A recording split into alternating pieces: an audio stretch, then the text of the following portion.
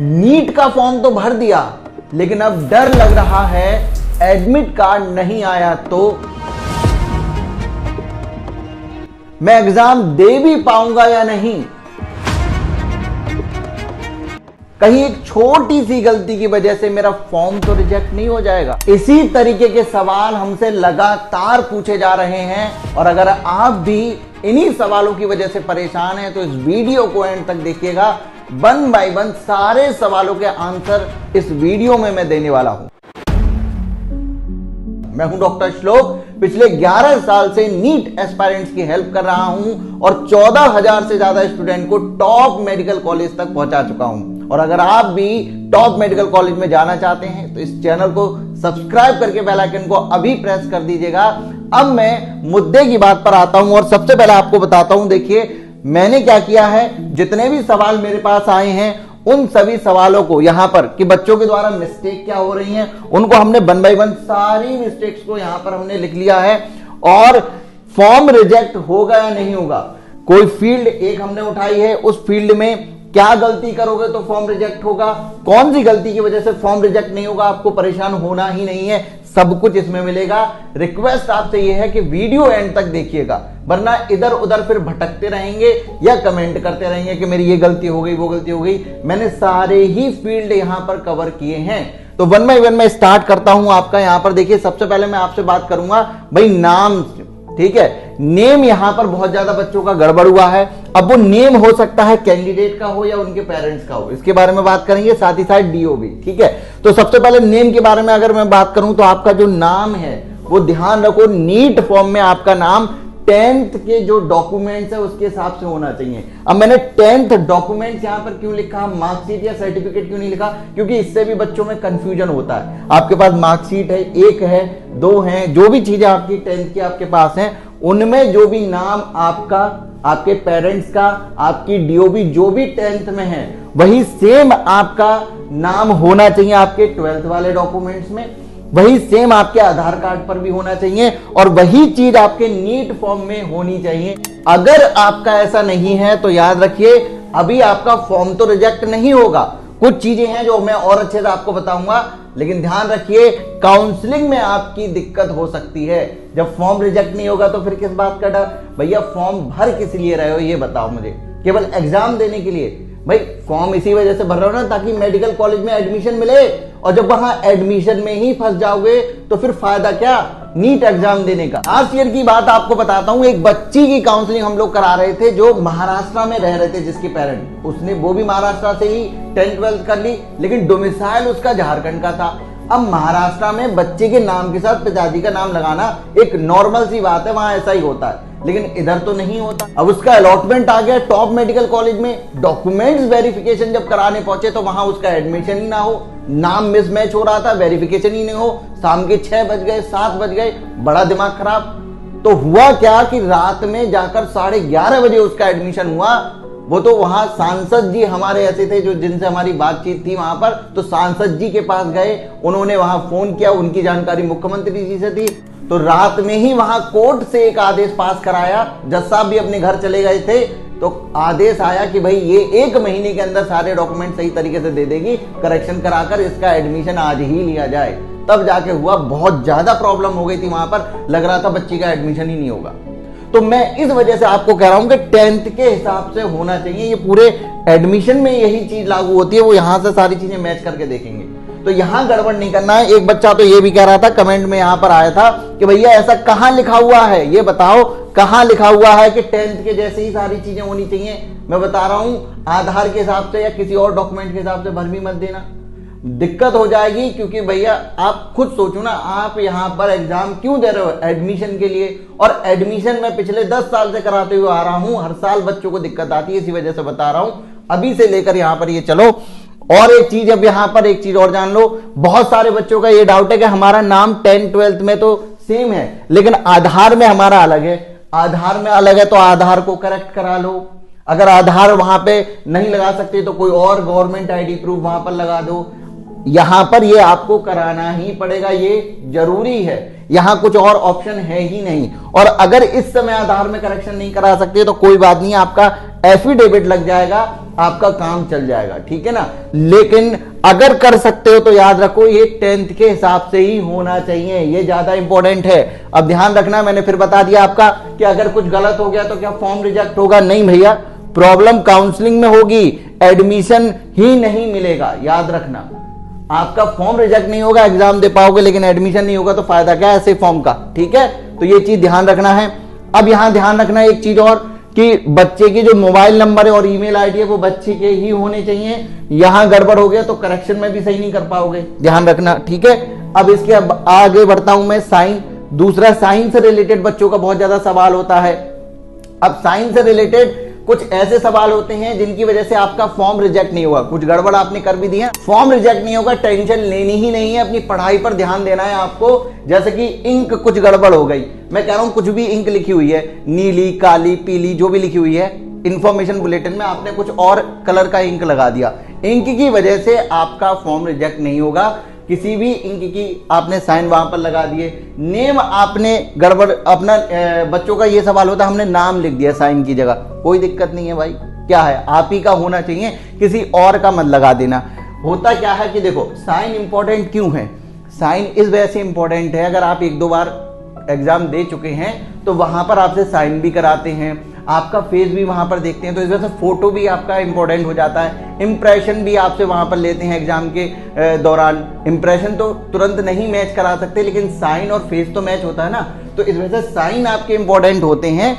और आपको जो अभी कर रहे हैं वही साइन आपको वहां पर भी करने होते हैं, वो मिला के देखते हैं वहां पर, वो फोटो एक आता है वहां पर लगा हुआ, वैसे ही साइन आपको करने होते हैं। तो इस वजह से आपके लिए इंपॉर्टेंट है, इंक इंपॉर्टेंट नहीं है। आपने नाम लिख दिया, कोई दिक्कत आपको नहीं होने वाली, आपने कैपिटल लिख दिया, स्मॉल में लिख दिया, कोई फर्क नहीं पड़ता, जो अभी किया है सेम वहीं पर करना, इसकी वजह से आपका फॉर्म रिजेक्ट नहीं होगा। फॉर्म रिजेक्ट कब होगा? जब आपने साइन में कुछ और ही अपलोड कर दिया, करेक्शन आया फिर भी आपने करेक्शन में सही नहीं किया, तो प्रॉब्लम हो सकती है। मैं पूरी तरीके से अभी भी ये नहीं कह सकता कि आपका फॉर्म रिजेक्ट हो जाएगा, क्योंकि मैंने होते हुए तो नहीं देखा है, लेकिन इतनी सिली मिस्टेक कोई और बच्चा करता भी नहीं है, लेकिन अगर किसी से हो गई, मान लो 2 बार हो गई, तो गड़बड़ हो सकती है, प्रॉब्लम आपको यहां पर हो सकती है, किसी और का साइन आपको नहीं करना है। देखो रिजेक्ट नहीं होगा, प्रॉब्लम होगी, यहां पर लिखा हुआ भी है, ठीक है। तो साइन आपके लिए इंपॉर्टेंट है। अगर अभी भी आपका कोई सवाल है ना बच्चों, तो मुझसे कमेंट सेक्शन में पूछिए, और हाँ भैया चैनल जरूर सब्सक्राइब कर लीजिए, इसी तरीके की इंपॉर्टेंट अपडेट आपको यहां पर मिलती रहेंगी। कोई भी सवाल हो, आगे चल के स्ट्रेटेजी भी आपको देने वाले हैं, और काउंसलिंग में तो एक एक चीज आपके लिए यहां पर इस चैनल पर इंपॉर्टेंट हो जाएगी। तो टेलीग्राम भी हमारा ज्वाइन कर लीजिए, एक हमने व्हाट्सएप कम्युनिटी बना रखी है, जहां किसी का कोई नंबर देख नहीं पाता, तो आपको वहां क्या होता है, छोटी छोटी अपडेट जब भी आती है हम तुरंत उसमें डाल देते हैं, तो आपसे इस तरीके की अपडेट भी मिस नहीं होंगी। कुछ तो मिस इंफॉर्मेशन की वजह से दिक्कत हो जाती है, आगे बताऊंगा आपको कि लोग किस तरीके से बच्चों को डरा डरा के व्यू के लिए वीडियो बस बना देते हैं और बच्चे परेशान होते रहते हैं। एक बच्ची का तो कल ही फोन आया था, वो रोने लगी, हमारी टीम आई कि सर बच्ची रो रही है, कह रही है कि मेरा लास्ट चांस है मेरे पास, और अगर मेरा फॉर्म रिजेक्ट हो गया तो मैं कुछ कर नहीं पाऊंगी। तो मैंने उससे बात की, मैंने की क्या दिक्कत हो गया, कि मेरे फॉर्म में कोड गलत हो गया है। मैंने कहा अरे भाई रो क्यों रही हो, फॉर्म में कोड गलत होने की वजह से आपका फॉर्म रिजेक्ट नहीं होता। 14,000 बच्चों को टॉप मेडिकल कॉलेज तक पहुंचा चुका हूं, आज तक मैंने 14 बच्चों का भी फॉर्म रिजेक्ट होते हुए नहीं देखा कोड की वजह से। लेकिन कुछ हैं ऐसे लोग जो लगातार सबसे पहले कोड की वीडियो बनाते हैं। प्रॉब्लम क्या हो रही बच्चों को, उससे उन्हें कोई लेना देना नहीं है, बस वो कोड की वीडियो आकर बना जाएंगे, और जबरदस्ती कोड को इतना ज्यादा ऊपर रख दिया कि ऐसा लगता है सबसे ज्यादा इंपॉर्टेंट पूरे फॉर्म में कोड ही है, अगर कोड नहीं भरा तो दिक्कत हो जाएगी। ऐसा कुछ नहीं है, ऐसी और भी कई सारी चीजें मैं आपको बताऊंगा जो गड़बड़ हो गई हैं, तो आपको बिल्कुल भी परेशान नहीं होना है। और अगर गड़बड़ हो गई है तो हम आपकी कैसे मदद करेंगे वो भी आपको इस वीडियो में बताने वाला हूं, परेशान मत होना, ठीक है ना। पूरी टीम हम आप अपनी लगा देंगे, करेक्शन आएगा और आपका फॉर्म रिजेक्ट नहीं होने देंगे, ये मेरा आपसे वादा है। तो अब आगे मैं आपसे यहां पर बात कर लेता हूं, जैसे कि इंपॉर्टेंट क्या है आपके लिए, ये है आपका फिंगर एंड थंब इंप्रेशन, ये भी आपके लिए इंपॉर्टेंट है। अब यहां पर कुछ गलतियां अगर आपसे ऐसी हो गई हैं जिनकी वजह से फॉर्म रिजेक्ट नहीं होगा, वो क्या क्या है, जैसे कि आपने केवल थंब का इंप्रेशन लगा दिया। देखो फॉर्म में आपको पता है लगाना क्या है, आपको दोनों हैंड की फिंगर्स के इंप्रेशन लगाने हैं और दोनों ही आपको थंब के लगाने हैं। तो अगर आपने कुछ गड़बड़ कर दी, मान लो केवल थंब का लगा दिया, या थंब का नहीं लगाया, केवल फिंगर का लगा दिया, फॉर्म रिजेक्ट नहीं होगा, परेशान मत हो। या फिर कोई एक हाथ का ही आपने लगा दिया, दूसरे हाथ का लगाया ही नहीं, लगा तो दिया है ना, ये बस आपकी आइडेंटिटी के लिए है। यहां पर ऐसा नहीं है कि लगाना है तो वैसे देखो जो भी नियम है उन सबको हमें फॉलो करना रहता है ताकि एनटीए को कोई बहाना ना मिले, क्योंकि भैया एनटीए वाले तो दोनों तरीके की एक साथ बात करते हैं। अरे मैं क्या बताऊं, आप खुद जानते हैं, पहले लिख देंगे वहां पर कि हम करेक्शन विंडो दे रहे हैं, फिर नीचे उसके लिख देंगे कि कोई करेक्शन अलाउ नहीं करेंगे। अरे भाई कम से कम एक बात पे तो रहो ना, तो वो बस फंसाने का काम करते हैं आपको, तो उनकी बातों में नहीं आना, जो नियम है उनके हिसाब से चलिए। लेकिन अगर गड़बड़ हो गई है तो आपको घबराना भी नहीं है, इन सब चीजों को नहीं घबराना। आप देखो जैसे कि कल ही एक कमेंट हमारे पास आया, मैं दिखा भी दूंगा, बच्चा कह रहा है कि मेरे पास उंगलियां ही नहीं है, और ये कोई बड़ी बात नहीं है, हो सकता है ना हो। एक बच्चे का कमेंट आया मेरा हाथ जल गया है, तो भाई हाथ अगर जल गया तो हो सकता है, भाई जाहिर सी बात है, वो इंप्रेशन कहां से देगा। किसी का हाथ में फ्रैक्चर हो गया हो तब भी नहीं दे पाएगा, किसी का हाथ ही ना हो तब भी तो वो इंप्रेशन नहीं दे पाएगा। तो क्या वो नीट एग्जाम में नहीं बैठ सकता? बैठ सकता है, तो फॉर्म रिजेक्ट नहीं होता है। आपसे मांगे दोनों गए हैं, अगर है तो सारे नियमों का पालन करिए, लेकिन अगर आपने किसी एक का लगा दिया, गड़बड़ हो गई, तो परेशान भी मत होइए। इसी तरीके से इंक को लेकर बच्चे परेशान होते रहते हैं कि हमने ब्लू का इंप्रेशन लगा दिया, हमने ब्लैक का लगा दिया, कोई दिक्कत नहीं है। अगर लग गया इसकी वजह से फॉर्म रिजेक्ट नहीं होने वाला। दिक्कत कहां पर आती है कि आपने कोई इंप्रेशन लगाया ही नहीं, ठीक है, या फिर आपने, बहुत सारे बच्चे क्या कहते हैं, फोटो खींचा और लगा दिया। तो भाई फोटो नहीं लगाना है, इंप्रेशन लगाना है, समझ गए। तो यहां पर कुछ अपलोड ही नहीं किया या कुछ और अपलोड कर दिया, करेक्शन आया उसमें भी सही नहीं किया, उसमें भी कुछ और अपलोड कर दिया, तो यहां आपको दिक्कत हो सकती है। और यहां पर भी मैं कहूंगा रिजेक्ट तो नहीं कह सकते सीधा सीधा, लेकिन दिक्कत आपको जरूर हो सकती है। अब यहां पर ये सब चीजें आपको ध्यान रखनी है। अब देखो मैं क्या करने वाला हूं, देखो किसी भी तरीके की कोई दिक्कत हो गई है, अब बच्चों आपको अगर करेक्शन करना है तो मैंने क्या किया है, इस वीडियो के डिस्क्रिप्शन में अपनी टीम से एक गूगल फॉर्म बनवाया है, आपको उसमें अपनी डिटेल फिल कर देनी है। अगर आप चाहते हैं कि आपका करेक्शन सही से हो जाए, आपकी जो टेंशन है वो कम हो और आप पढ़ाई पर ध्यान लगा पाओ, तो वो लिंक में जो मैंने दे रखा है उस पर जाकर आप भर दीजिएगा।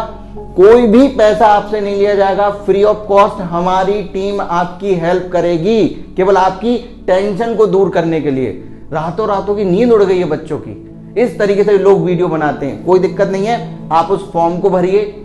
देखिए हर साल हम बच्चों की मदद करते हैं, तो हमारी भी एक लिमिट है, टीम हमारा आपकी पूरी मदद करेगी। जब भी करेक्शन आएगा आपको हमारी टीम की तरफ से कॉल जाएगा और आपका पूरा करेक्शन अच्छे से किया जाएगा। कोई भी चार्जेस, किसी भी तरीके की फीस आपसे नहीं ली जाएगी, जो भी एनटीए लेगा वो जरूर आपको देनी पड़ेगी, ठीक है ना। लेकिन ध्यान रखना हमारी भी एक लिमिट है, तो जो बच्चा पहले भर देगा उसी सीक्वेंस में हम यहां पर जाएंगे ना, उसको जरूर अच्छे से भर दीजिएगा। लेकिन वीडियो पूरा देखने के बाद अब मैं आगे की बात आपसे कर लेता हूं। यहां पर आगे क्या है भाई, यहां पर जरा देख लो, एड्रेस को लेकर बहुत सारे बच्चे परेशान हैं। अब देखो एड्रेस में अगर आपकी ऐसी मिस्टेक हो गई, कोई स्पेलिंग मिस्टेक हो गई आपसे, ठीक है, पिन कोड गलत हो गया, कोई दिक्कत नहीं है।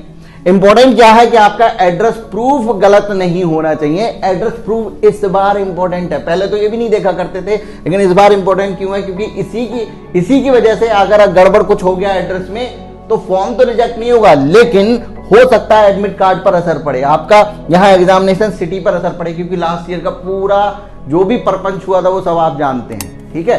कहीं का बच्चा था, कहीं जाके एग्जाम दे रहा है, तो उन्होंने लिख कर रखा है एनटीए ने कि भाई जो परमानेंट और प्रेजेंट एड्रेस है उसी बेसिस पर आपकी एग्जामिनेशन सिटी यहाँ पर दी जाएंगी। तो ये कुछ चीजें आपको ध्यान रखनी पड़ेंगी ताकि आप आगे जाकर ना फंसे, ठीक है। तो इस वजह से फॉर्म तो रिजेक्ट नहीं होगा, लेकिन यहां आपको सेंटर के लिए दिक्कत हो सकती है, ठीक है। अब यहां पर कोई, जैसे मैंने आपको बता दिया एड्रेस में कोई चेंज हो गया, कई बच्चे कह रहे थे कि भाई हम पहले रहते तो उसी शहर में, लेकिन पहले इस मोहल्ले में रहते थे, इस कॉलोनी में रहते थे, अब किसी और कॉलोनी में रह रहे हैं, कोई दिक्कत नहीं। आपका सिटी चेंज नहीं होना चाहिए, स्टेट चेंज नहीं होना चाहिए, कुछ भी अगर हो जाए, प्रूफ आप दे रहे हो, आपके आधार कार्ड पर कोई भी अभी भी प्रूफ है, लेकिन अब आप रह नहीं रहे हो वहां पर, आपने जो है कॉलोनी बदलकर उसी सिटी में, उसी स्टेट में कहीं और रह रहे हो, कोई दिक्कत नहीं है, फॉर्म रिजेक्ट नहीं होने वाला, आराम से आप फॉर्म दे पाओगे। तो मैं मैक्सिमम चीजें देखिए कवर करने की कोशिश कर रहा हूं। अभी भी अगर मुझसे कुछ छूट जाता है तो आप कमेंट सेक्शन में मुझे बताइएगा, मैं आपके सारे सवालों के जवाब दूंगा, टेंशन आपको बिल्कुल भी नहीं लेनी है। अब जैसे और इंपॉर्टेंट क्या है आपके लिए, एकेडमिक डिटेल, ये भी आपके लिए इंपॉर्टेंट है, क्योंकि भैया ये अगर आपकी गलत हो गई, वैसे तो सही ही होनी चाहिए, अगर गलत हो जाती हैं तो फॉर्म रिजेक्ट नहीं होगा, फॉर्म तो आप भर सकते हैं, एडमिट कार्ड भी आपका आ जाएगा। लेकिन मैंने क्या बताया, दिक्कत कहां होगी, काउंसलिंग में जाकर दिक्कत होगी।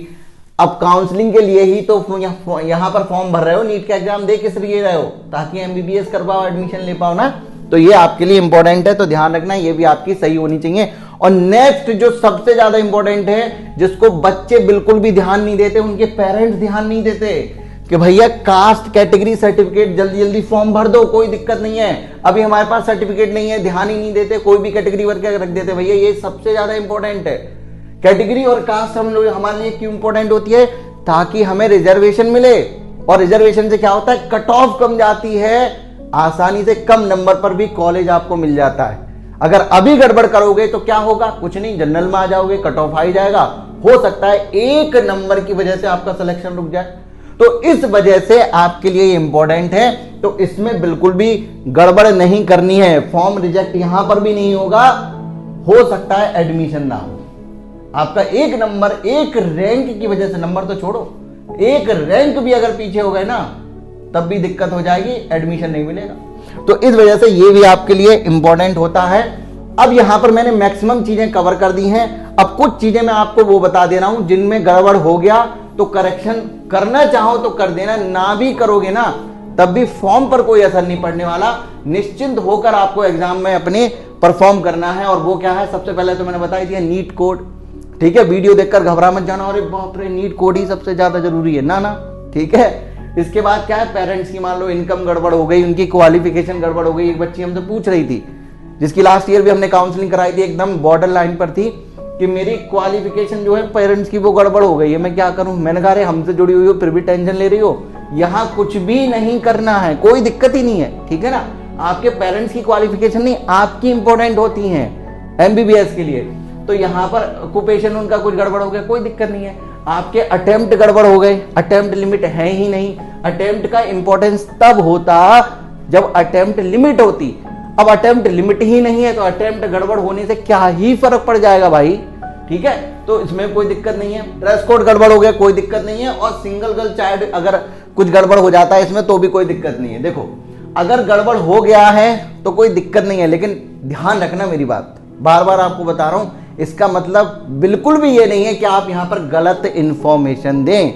अगर सही दे रहे हो तो बहुत अच्छा है, लेकिन गलत हो गया है तो टेंशन नहीं लेनी है।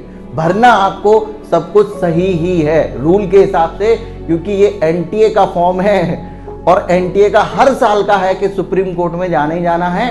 तो वो कुछ इस तरीके से अपने नियम और वो सारी चीजें यहां पर बनाते हैं कि वो कहीं पर भी बच्चों को यहां पर फंसा दें या कुछ अपनी सफाई दे दें। तो आपको नियम के मुताबिक चलना है। अगर अभी भी आपका कोई डाउट यहां बचा है तो मुझे कमेंट सेक्शन में बताइए। इस वीडियो को लाइक जरूर करिए अगर आपकी प्रॉब्लम का सलूशन यहां मिला है तो, और शेयर करिए उन बच्चों तक जो एक गलती को लेकर परेशान हैं, ना तो पढ़ाई कर पा रहे हैं ना रातों को सो पा रहे हैं। मैं मिलता हूं आपसे नेक्स्ट वीडियो में। Thank you so much.